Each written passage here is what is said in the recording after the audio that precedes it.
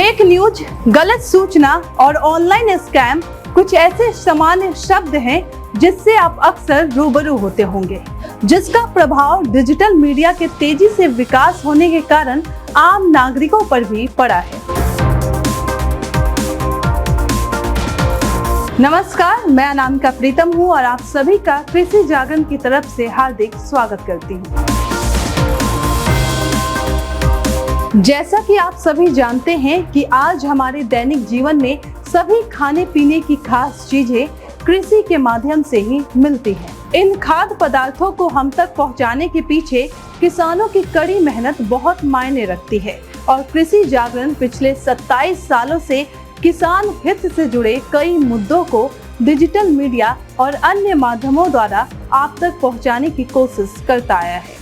लेकिन आज इस डिजिटल मीडिया लिटरेसी के दौर में बहुत से ऐसे मिथ यानी कि भ्रम भी हैं जिससे किसानों को बड़े बड़े नुकसान झेलने पड़ते हैं। ऐसे में आज के दौर में कृषि क्षेत्र के लिए डिजिटल मीडिया लिटरेसी बहुत ज्यादा जरूरी हो गया है। इसलिए कृषि जागरण की फैक्ट चेक टीम के जरिए हम किसानों से जुड़े कई मुद्दों को आपके सामने लाने की पहल शुरू कर रहे हैं। यह प्रोग्राम कृषि जागरण और डाटा लीड्स द्वारा संचालित एक फैक्ट साला इनोवेशन लैब पहल के तहत आपके समक्ष लाया गया है। इस पहल को गूगल न्यूज द्वारा भी सपोर्ट किया गया है।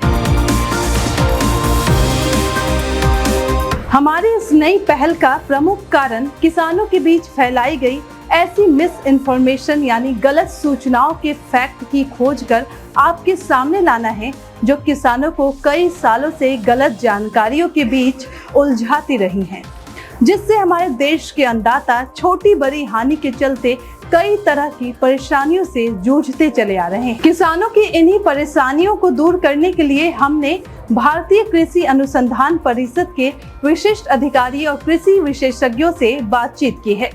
जहां कई हैरान कर देने वाली बातें हमारे सामने आई हैं, जिसको अगर आप भी जानेंगे तो वाकई में आप भी चौंक जाएंगे। तो चलिए सबसे पहले आपको रूबरू करवाते हैं भारत सरकार के पूर्व कृषि आयुक्त और साथ ही कृषि ज्ञान प्रबंधन निर्देशालय के परियोजना निर्देशक डॉक्टर SK मल्होत्रा जी से, जो आपको कृषि से जुड़ी मिथकों के बारे में और विस्तार से बताएंगे। जैसा कि हम सब जानते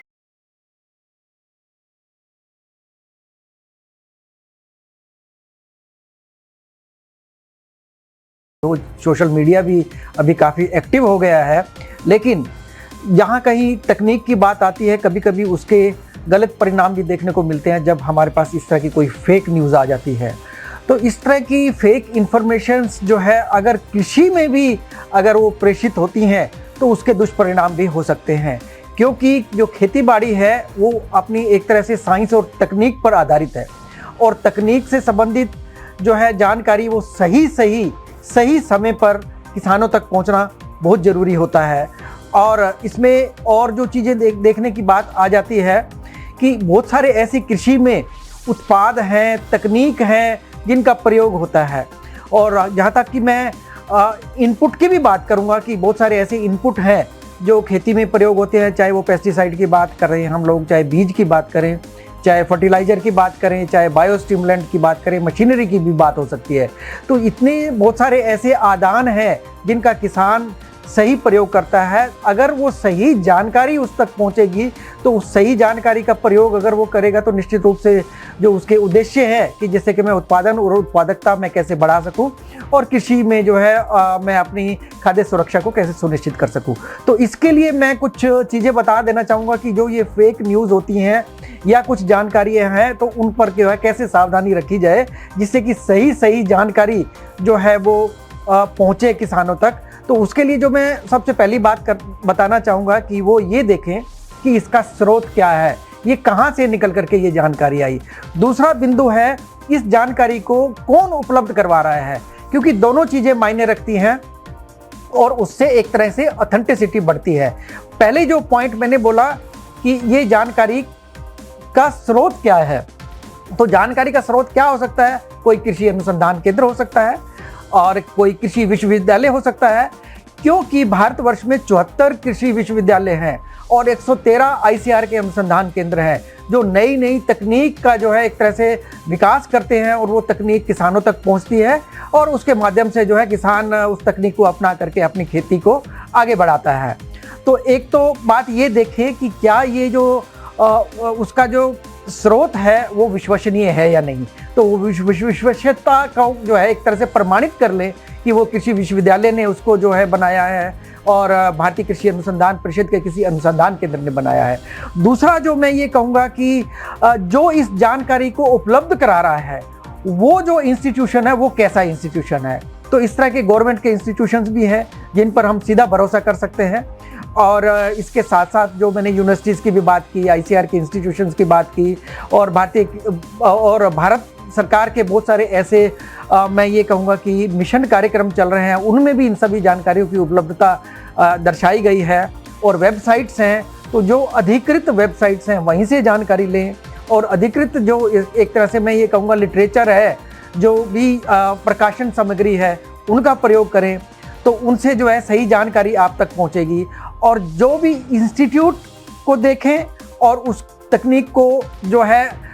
जिसने विकास किया है, इन दोनों चीज़ों को देखें। ये बहुत ही महत्वपूर्ण काम है। किसान को इस तरह की पूरी जानकारी और जांच कर लेनी चाहिए किसी भी तकनीक को अपनाने से पहले कि जो जानकारी उसको उपलब्ध हो रही है उसका जो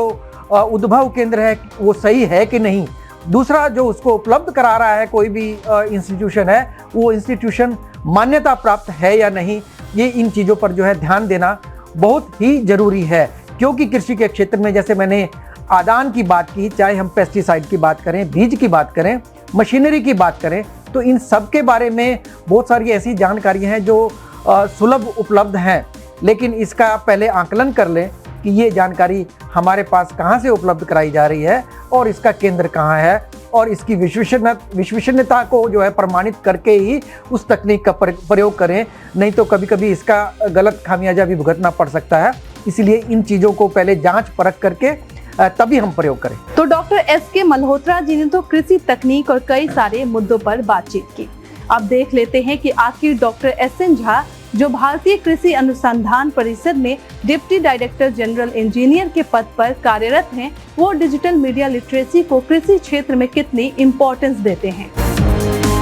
आजकल का जमाना डिजिटल वर्ल्ड है। डिजिटल वर्ल्ड में एग्रीकल्चर भी डिजिटल हो रहा है। मैं देखता हूँ जो सोशल मीडिया हो या व्हाट्सएप हो या कोई इवन प्रिंट मीडिया में बहुत सारे इन्फॉर्मेशन जो है सो मिसगाइडिंग टाइप रहता है। डिजिटल दुनिया में क्या है, कोई भी इंस्ट्रूमेंट हो, कोई भी मीडिया हो, उसमें कुछ भी वैल्यू देंगे तो ज़रूर कुछ न कुछ वैल्यू आता है, लेकिन ज़्यादातर पब्लिक उसको विश्वास यदि करेंगे बिना जांचे परखे तो इससे काफ़ी नुकसान हो सकता है उनको। इसीलिए मेरा रिक्वेस्ट है जो कोई भी जो मशीन इंस्ट्रूमेंट या कोई भी इंफॉर्मेशन पैकेज या प्रैक्टिस मिलता है और उसका बहुत बड़ा दावा करता है तो उस पर ना जाए और उस दावे को पहले जो सोर्स है, सोर्स यदि पता लगे उसको पहले सोर्स को वेरीफाई करें। वेरीफाई करने के बाद यदि लगता है ठीक है तभी इस्तेमाल करें, नहीं तो उससे काफ़ी नुकसान हो सकता है। डिजिटल मीडिया में सब कुछ उपलब्ध है और उसका सबसे बड़ा नुकसान आपका समय का होता है। बहुत लोग जो WhatsApp, social media, Facebook, Twitter पर उसको फॉरवर्ड करते रहते हैं, उससे कई लोग में मैसेज फैल जाता है बहुत जल्दी और उससे समय की बर्बादी तो होती ही होती है। लोगों का माइंड भी विकसित होने में, बच्चों का खास के जो है माइंड भी विकसित होने में बाधा डालती है। इसीलिए इसको सत्यता जानना बहुत इम्पोर्टेंट है और मैं सोचता हूँ जो कृषि जागरण बहुत अच्छा अभियान चलाया है जो इसको लोगों तक पहुँचाए और कहे जो पहले आप वेरीफाई करो कोई भी news, then you go further utilization of that knowledge or that information or any technology। जैसा कि आपने डॉक्टर SN झा सर को सुना, जिन्होंने किसानों से अपील की है कि उन्हें किसी भी खबर को पहले सत्यापित स्रोत से जांच करने के बाद ही उस पर विश्वास करना चाहिए। आइए अब जानते हैं भारत सरकार के पशुपालन एवं डेयरी विभाग के पूर्व आयुक्त और वर्तमान में एग्रीनोवेट इंडिया लिमिटेड में CEO के पद पर अपनी सेवाएं दे रहे डॉक्टर प्रवीण मलिक जी से इस बारे में उनकी क्या राय है। आज के इस दौर में जो सोशल मीडिया के ऊपर हमारे पास इंफॉर्मेशन की एक बाढ़ सी आई हुई है, जिसमें एग्रीकल्चर के ऊपर भी बहुत सारी इंफॉर्मेशन है। और सोशल मीडिया की इंफॉर्मेशन, क्योंकि फैक्ट्स को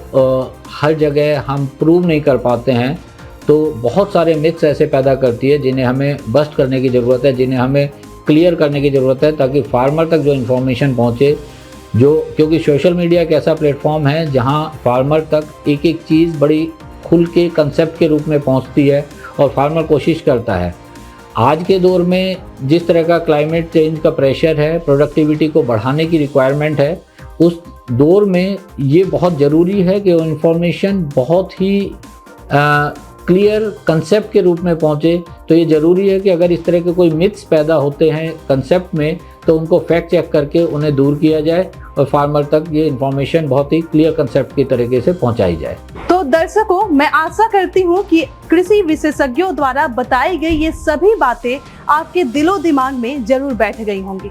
जिसे आप आगे से फॉलो भी करेंगे, जिससे कि आपको कृषि से जुड़े कामों को करने में काफी आसानी होगी। इससे जुड़े ऐसे कई सवाल हैं जिनका समाधान खोजना बेहद जरूरी है।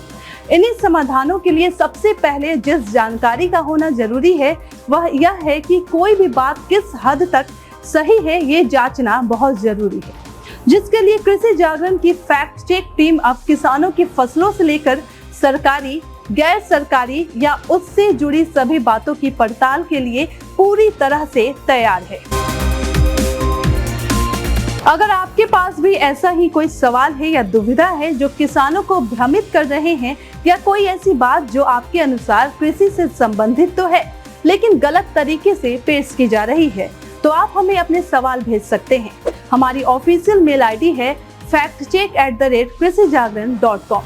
आप हमारे व्हाट्सएप नंबर 9818896285 और इसके अलावा आप हमारी ऑफिशियल फेसबुक आईडी कृषि जागरण पर भी संपर्क कर सकते हैं।